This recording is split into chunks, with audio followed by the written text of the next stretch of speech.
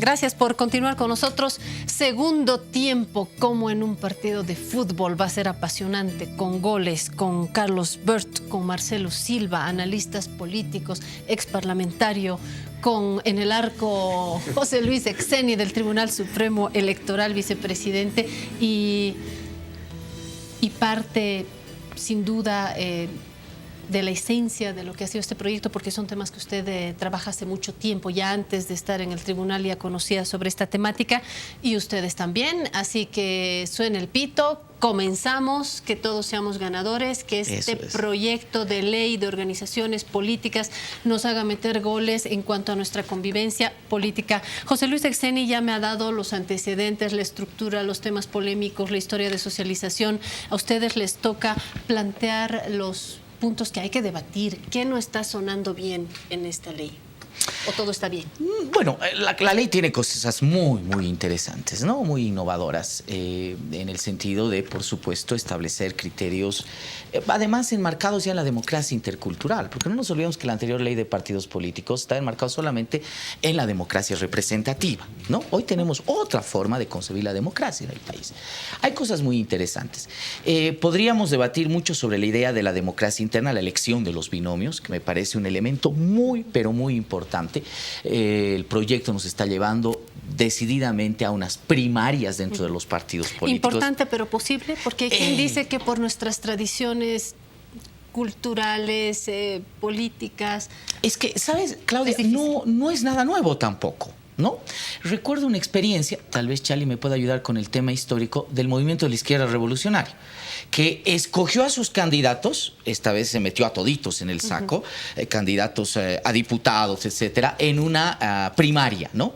Claro, el partido salió muy golpeado porque los partidos se comieron entre ellos. Pero creo que hay un elemento fundamental de salvaguarda que pone la ley.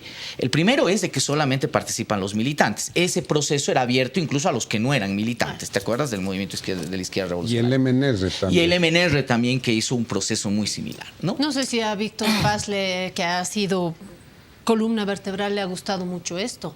A ver, me da la sensación de que ustedes están perdiendo un detalle, y es que funciona en el país, en el continente, funciona mucho el dedo del líder, el dedo de que vas tú no vas, yo te saco. ¿Qué primarias ni qué primarias? ¿Qué elecciones ni qué elecciones? A dedo. MNR, Solvó, creo que estamos todos ahí. No sé por qué lo están asumiendo con tanta naturalidad. Lo que yo digo es que habrá que resignarse a esa posibilidad de apertura que te da el proyecto. A mí me parece muy interesante. O sea, a ver, ¿cuál es el espíritu básico de la norma? Y es la democracia interna. No, hay dos elementos fundamentales en la norma que me parecen a mí interesantes: democracia interna y financiamiento. Todo lo demás, con mucho respeto, José Luis, son elementos que están indudablemente en la ley de partidos anterior, que han sido perfeccionados, que han sido modificados, que han sido adaptados al contexto de la democracia igual, pero indudablemente hay dos elementos fundamentales. Ahora, hay dos omisiones, y lo voy a dejar ahí para lanzar la pelota y para que ustedes puedan jugar el resto. Dos omisiones. Una, en el contexto no se pone el tema de la reelección. No la próxima que vamos a tener o que se intenta, sino en el marco del diseño del control que debe tener el Tribunal Supremo Electoral, en realidad el órgano electoral, en relación a esta posibilidad que ya está abierta en la Constitución, que es la reelección. Más allá de los elementos de fiscalización, a mí me parecería que la gran dolencia de la ley es la posibilidad, por ejemplo, que el Tribunal Supremo Electoral se haga cargo también del pauteo de la propaganda gubernamental durante los 3 meses anteriores a la elección, solamente para el detalle. Y el segundo elemento, que me parece importante también, la aparición de plataformas ciudadanas. Es decir, no está bien que no sean organizaciones políticas, pero no las puedes dejar al lado en el marco de una democracia intercultural de la discusión política. Lanzo estas dos cositas simplemente para comenzar. En el arco responde José Luis. Yo creo que hay varias innovaciones, las dos que tú mencionas son relevantes. También destacaría el tema del régimen de género, que es fundamental, sí, ¿no? Esta es la primera norma que habla de democracia paritaria en el país, no hay ninguna otra norma que todavía lo haga. Y el componente de paridad democrática es sustantivo, no está en las anteriores leyes de esa manera. Y lo otro que me parece importante es que claridad respecto a la diferenciación de tipos de organizaciones políticas, sobre todo lo que tiene que ver con las organizaciones de las naciones y pueblos indígenas, ¿no? Actualmente la ley de agrupaciones pueblos indígenas las trata como si fueran partidos o agrupaciones ciudadanas. Aquí se les reconoce como organizaciones indígenas con pleno apego a sus derechos colectivos, normas y procedimientos propios, entonces también destacaría eso. En relación a lo que tú planteas como omisiones, más que omisiones son temas que los hemos discutido que corresponden a otra ley, que es la ley del régimen electoral, ¿no? Hay varios temas, como la representación directa, por ejemplo, de las naciones y pueblos indígenas, que ha sido muy fuerte en el debate, pero hemos dicho, bueno, eso sí, pero debe corresponder a otra iniciativa de ley que la estamos trabajando, por supuesto, para reformar la ley del régimen y la ley del órgano, donde entran ya los mecanismos de elección, donde entra el tema de cómo se va a gestionar la propaganda gubernamental, cómo se va a gestionar esto que ya está en la ley, pero es por la prohibición de que funcionarios públicos puedan hacer campaña. Entonces eso está corresponde a otro cuerpo normativo, ¿no? Entonces habrá que trabajar en ese marco. Lo que sí me parece fundamental que planteas es qué lugar tienen las plataformas ciudadanas, ¿no? Tanto la Constitución como la ley del régimen dicen organizaciones políticas, partidos, agrupaciones ciudadanas, organizaciones de los pueblos indígenas, pero no estamos mirando efectivamente otras expresiones de representación, de movilización, de demanda. De deliberación. O de deliberación como las plataformas ciudadanas, que habrá que ver cómo se las canaliza sin que implique que tengan que convertirse en organización política, ¿no? Correcto. Yo también creo que excede el alcance de este proyecto de ley, pero sí es un tema que habrá que debatirlo y es muy valioso porque está planteando una renovación en términos del debate público. Aceptamos entonces que paridad y mundos indígenas y sus maneras de jugar en el mundo de la política son dos aportes que vale la pena tomar en cuenta y que esa pelota era de otra cancha. Vamos a lo anterior, a lo que plantea José Luis como elemento de debate. Carlos.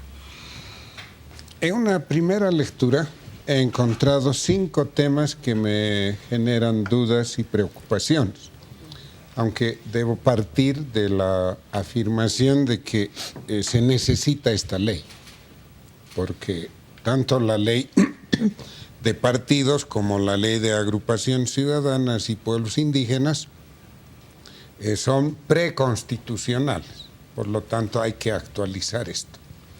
Lamentablemente, ignoro las razones y dejo en libertad a José Luis que si cree conveniente explicar o no, ¿por qué han tardado tanto en presentar este proyecto de ley? Este proyecto de ley estaba concluido hace un año más o menos. Yo participé en la fase de no sé si socialización, bueno, mitad socialización y mitad aportes. Entonces, tardaron mucho y la consecuencia es que se ha juntado con el calendario electoral, la polarización, y eso puede perjudicar enormemente a su tramitación. A ver, en este marco te pongo los 5 temas rápidamente. No le acepto. Yo como árbitro. Muy bien. Un ratito. Me parece muy interesante la pregunta. Que responda. En realidad el proceso empieza hace un año.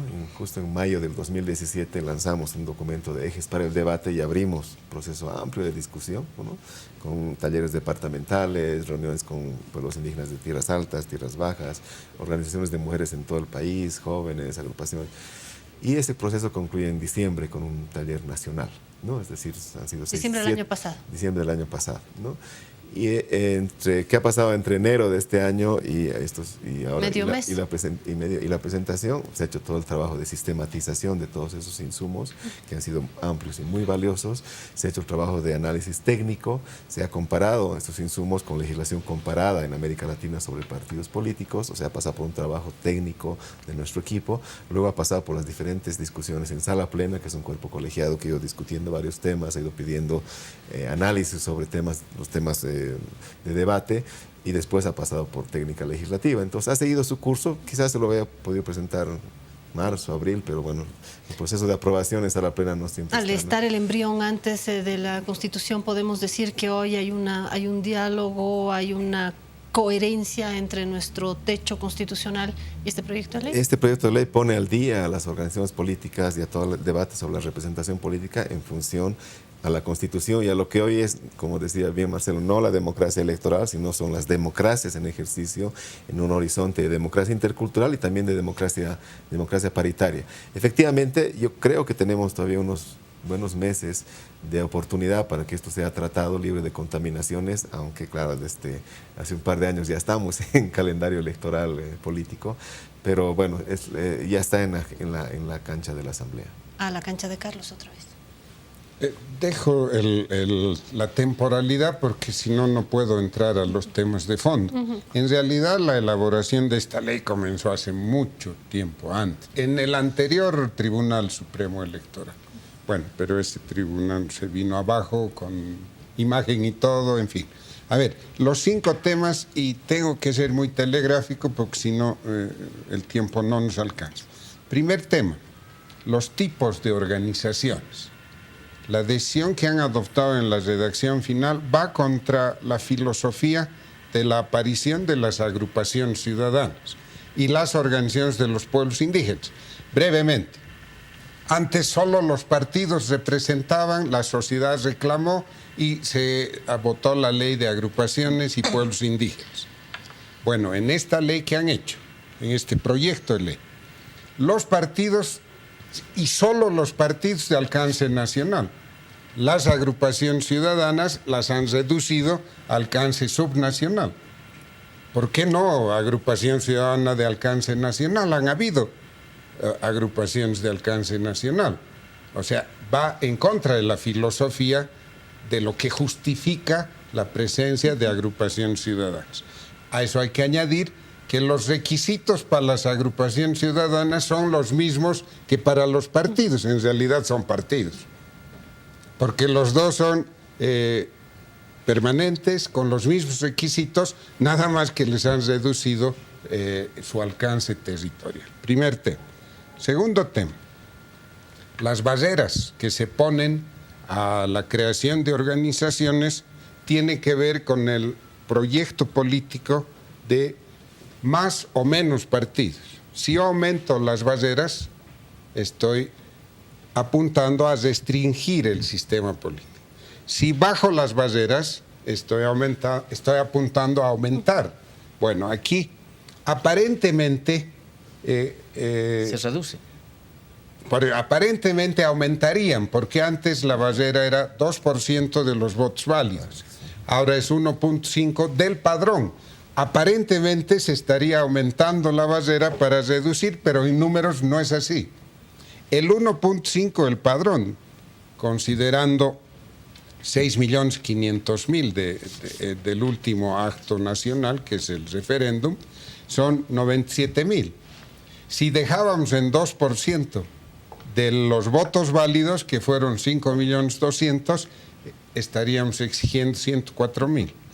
O sea, ahí hay, ¿cuál es el designio? En esta coyuntura, habilitar a más interlocutores, hay una enorme duda, y eso se va a acercar. Y al margen de habilitar, Parlamento. si les estamos dando una base de sobrevivencia sólida o no, porque nacen chiquititos, pero si se les va a dar, entiendo que es así la posibilidad. No, bueno, lo que pasa es de que creo que la posibilidad de modificar los requisitos, la barrera, así se le llama, el umbral electoral, ¿no? Ese es el término técnico que se utiliza, precisamente te cuida de poder manejar tus sistemas de partidos políticos, ¿no?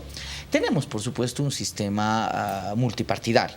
La cosa es no volverlo atomizado, ¿no? Entonces yo creo que lo que ha hecho el Tribunal Electoral no está mal. En realidad el proyecto no está mal, porque de alguna manera te permite estar acorde con un tema de padrón electoral. Lo que más sube es el tema de padrón electoral. Es lo más difícil de alcanzar. Pero te has reducido también ese techo, ¿no? Es 1.5. Yo diría que la modificación no es sustancial. Prácticamente te han cambiado la nomenclatura. A mí lo que me asustaría a Carlos, y me asusta a José Luis, es el tema de obstáculos que les pones a las agrupaciones ciudadanas en el ámbito local. Ahí es donde sí los dañas, porque entre menos posibilidad de población tienes, más subes tu umbral electoral. Por ejemplo, poblaciones de 10.000 habitantes, ¿no? Tienes 4%, ¿no? Para las agrupaciones ciudadanas. El umbral cambia. Y por ejemplo, para el ámbito para el ámbito municipal tienes el 2%, que difiere, por supuesto, de lo que significa el ámbito nacional. Pero hay un elementito también medio arruinado, y es ese 1% de al menos 5 departamentos. Cuidado con eso, que ya tenemos la experiencia del revocatorio y José Luis, por eso no se llevan adelante revocatorios. Los umbrales son muy altos, muy pesados, no los vas a poder conseguir, ¿verdad? Y ese es el gran problema. Cuando tú le pones el 1% a 5 departamentos, o sea que ya no puedes concentrar la inscripción de un partido solamente en un departamento, lo tienes que hacer de una manera más equilibrada en el resto. Indudablemente estás dificultando la creación de un nuevo Pero al mismo tiempo habrá que regular, retomo lo mismo que los revocatorios, la de horas que ustedes habrán tenido que leer y revisar y contar firmas, porque hubo lluvia de revocatorios, todo el mundo empezó a querer plantear un revocatorio a líderes, autoridades, y al final no pasaron todos. ¿Se imagina, Marcelo? Si hubiésemos planteado reglas en las que se facilitaba el revocatorio para todo el mundo, andábamos revocándonos hasta este momento, ¿no? Entonces me imagino que hay que encontrar un punto intermedio. Sobre estos dos temas, ¿cuál ha sido nuestro análisis? Primero, había el desafío de diferenciar los tipos de organizaciones políticas, ¿no? Y en nuestra reflexión, la mejor forma de diferenciar entre partidos y agrupaciones ha sido un criterio de alcance, es decir, partidos de alcance nacional, agrupaciones de alcance departamental. Luego de ver análisis comparado y nuestra reflexión interna, habrá que ver qué implica eso y diferenciar ambas de las organizaciones indígenas que tienen otra naturaleza, ¿no? Hoy mismo se les pide criterio de militancia, que acrediten militancia a las organizaciones indígenas. Imagínense lo que significa eso, porque no hay militantes en las organizaciones indígenas, ¿no? Hablamos de membresías, de miembros. Entonces cambia totalmente el concepto, se las reconoce, ya se las reconoce. Es pertenencia más como bien, organizaciones, ¿no? Es pertenencia, y lo que se habilita es un mecanismo por el cual no tienen que constituirse como organizaciones políticas, sino registrarse como organizaciones para postular candidaturas. En relación al umbral de exclusión, que también ha sido un debate largo que hemos tenido en el equipo, efectivamente cambia el concepto por dos razones. Una, porque el porcentaje del 2% de la anterior elección suele estar desfasado. Necesitábamos un referente que se va actualizando permanentemente, por eso hablamos del padrón. En el momento de la iniciativa será el porcentaje del 1.5% que corresponda. Es bastante, 97.000 a 104.000, no hay gran diferencia en términos del total, pero quizás es importante tener ese patrón, ese referente más seguro, digamos, ¿no? Que es el padrón electoral. No tiene mucha vinculación con el revocatorio, porque el revocatorio es 30%. Imagínate lo que significa en 90 días conseguir 30% del padrón. No ha ocurrido. No, pero a nivel nacional, y eso es bueno aclararlo, 25. a nivel nacional pero tienes el 20% al menos como candado. De nivel departamental y a nivel provincial, cuando quieres hacer revocatorio a autoridades nacionales, y cuando quieres autorizar a departamentales. Pero el porcentaje es totalmente distinto. Una cosa es 30%, una cosa es unos 5%.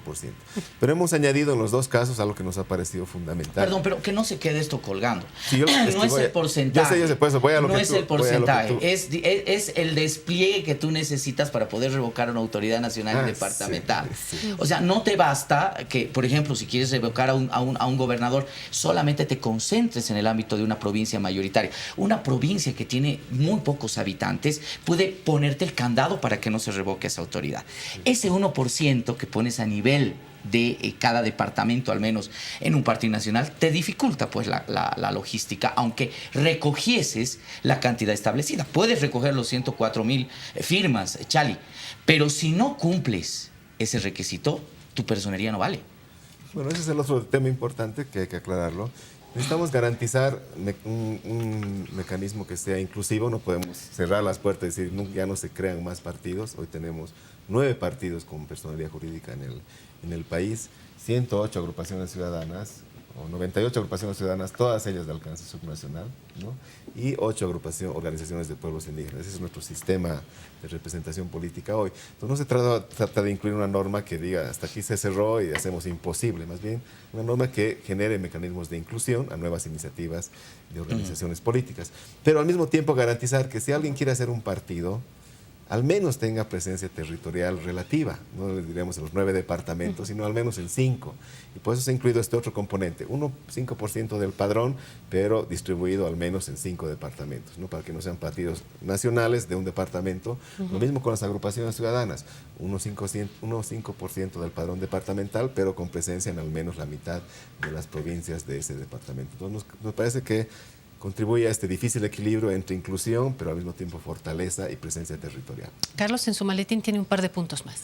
Sí, a ver, dejo también planteado el tema de votos válidos 2% o padrón 1.5, con un último razonamiento. El padrón es la base legal, los votos válidos es la dinámica política. Estos 5.200.000 fue con una gran abstención en la Argentina y una participación del 80-85% a nivel nacional.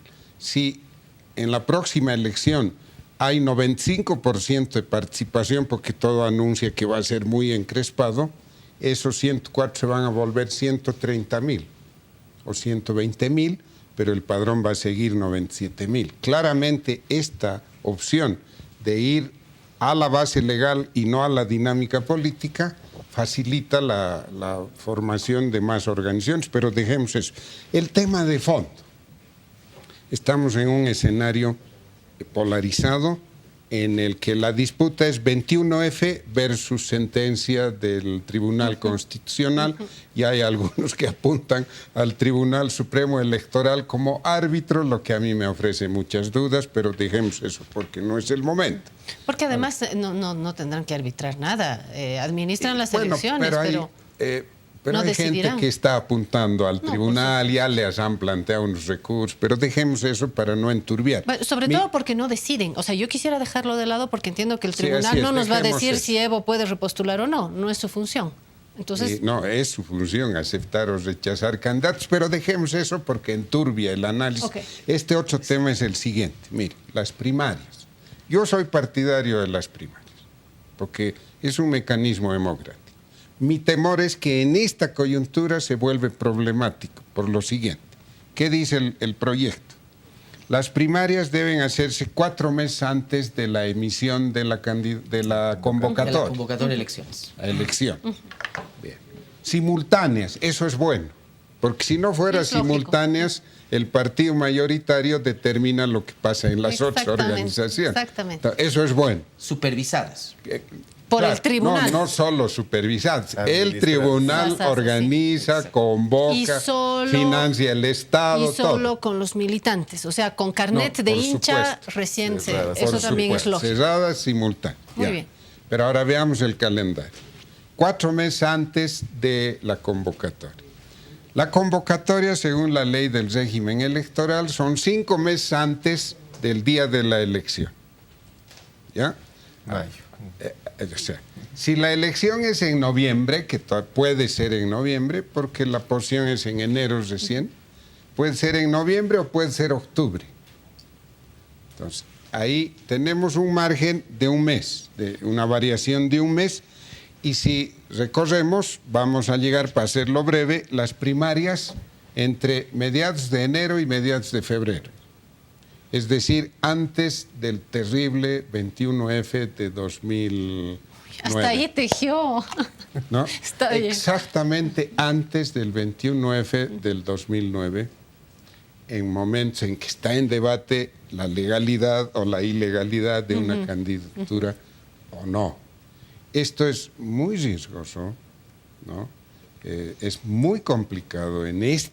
Lamentablemente, la ley es necesaria, pero por la tardanza nos metemos a un calendario polarizado, peligroso, difícil.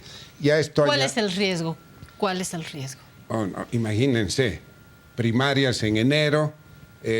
Sabemos que el 99,7% del MAS va a votar por Evo Morales, cuando gran parte de la sociedad civil está impugnando su postulación. O sea, por favor, esto realmente es un factor de distorsión muy grande.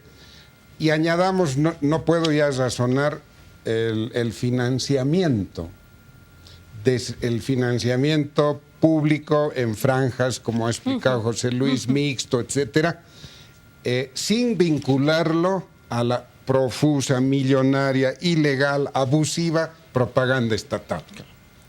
O sea, en este escenario, comenzar a discutir eso, veo muchos problemas, pero sí una sugerencia.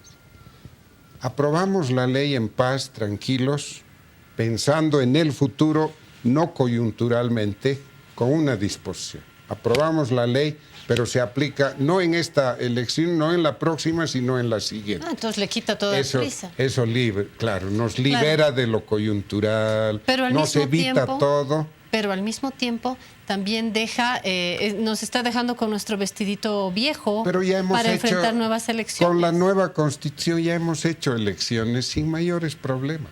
No genera muchos. Entonces todo el proyecto de modernización, yo ya me estaba subiendo al auto último modelo y usted me dice que vuelva a la PETA, que el auto nuevo modelo lo voy a aplicar recién. Lamentablemente, si te lleva al precipicio el auto, es mejor subirte a la PETA, ¿no? Muy bien. Carrera de autos, del fútbol a la carrera. No, yo creo que lo que dice Charlie, por supuesto, expresa una susceptibilidad razonable de parte de la oposición política. Voy a aterrizar en dos cositas. Lo que tú estás tratando de sugerir es de que, de alguna manera, la aplicación de esta ley en este momento podría avalar una candidatura de Evo Morales y de Álvaro García Linera al interior del movimiento al socialismo, y eso sería muy difícil al Tribunal Supremo Electoral decir un ratito, yo no voy a tocar parte en esto.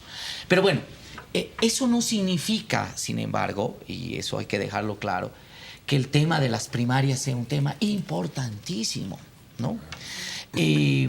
Yo considero que esta experiencia de primarias realmente nos va a llevar a una competencia y a una renovación de liderazgos que es absolutamente necesaria, también siguiendo la dinámica política, Charlie. No solamente tienes a Evo Morales acá, que es dueño de un partido, sino tienes a un empresario, Samuel Doria Medina, que también es dueño de su partido. Y que probablemente no se mueve un cenicero si él no lo autoriza, si él no pone la plata, si él no decide, ¿no? Lo interesante es de que pones, por lo menos formalmente, en competencia estos liderazgos que se han apropiado de los partidos. Yo podría casi decirte que las presencias exorbitantes de liderazgo, sin la posibilidad de una competencia alterna, hace que el partido sea inexistente como estructura. Me quedan 2 minutos. En el MAS no va a producir Me quedan 2 minutos. Eso. Me quedan 2 minutos. Mi pregunta es si usted está de acuerdo con Carlos en que vamos con esta ley, pero para el siguiente partido y ahora en la PETA nomás. Yo creo que más allá de la susceptibilidad que presenta la oposición política, yo creo que la ley debe ser socializada, y José Luis, en un ámbito de deliberación política, en el ámbito de la democracia intercultural. Por eso me reclamo una vez más en el tema de plataformas ciudadanas, ¿no? Que a mí me parece muy importante. Hay varios elementos y yo me quedo con este, que no creo que sea solamente de otra ley. No puedes tú tener el espíritu de equidad mientras tu ley de partidos políticos no te permita como órgano electoral fiscalizar la propaganda electoral y el gasto de propaganda gubernamental previo al proceso electoral. Con eso estás rompiendo absolutamente. ¿Metemos la ley al refri o no? Sí. Sí. De manera muy breve. Y para terminar, se acabó el tiempo. Tiempo suplementario. Celebro que tengamos coincidencia en la importancia y en la necesidad de este proyecto de ley, ¿no? Celebro también que en relación a las primarias todos coincidamos que es un avance democrático. El propio proyecto de ley prevé en sus disposiciones transitorias la posibilidad de implementación progresiva, ¿no? Que esto que ha causado mucha inquietud, porque es algo novedoso en estos mecanismos, que son las primarias, pueda aplicarse hasta antes de las elecciones del 2024, eso tendrá que discutirlo en la Asamblea. La actualización de padrones de militantes hasta el 2021, no les vamos a pedir que actualicen en medio de elecciones, la adecuación de los documentos constitutivos hasta 2 años después. Pues hay una progresividad de la aplicación, pero sí creemos que debería aprobarse la ley, discutirse ampliamente en el ámbito de la Asamblea, en ese marco hacer los ajustes que se vean pertinentes y establecer cuáles de estos artículos que están aquí tendrían que aplicarse de manera progresiva. Lo fundamental es dar este salto, es un salto cualitativo, es de la PETA al último modelo en términos de que nos ponemos al día en cómo garantizamos mejorar la calidad de la representación política y cómo impulsamos organizaciones políticas que, siendo importantes en democracia, sean ellas mismas democráticas. Gracias, José Luis Exeni. Gracias, Carlos Bert. Gracias, Marcelo Silva. Ganó usted porque ha tenido la ocasión de recibir la información de la fuente del Tribunal Supremo Electoral con dos analistas que nos han mostrado su interés, su expertise. Creo que el debate no hace sino comenzar y lo volveremos a abordar en este espacio, en La Razón, en El Animal Político. Es parte del menú del siguiente tiempo electoral, así que nuevamente feliz año nuevo andino amazónico y que este solsticio nos traiga una nueva etapa que nos haga recibir el sol e iluminar las ideas. Que tenga usted una linda semana.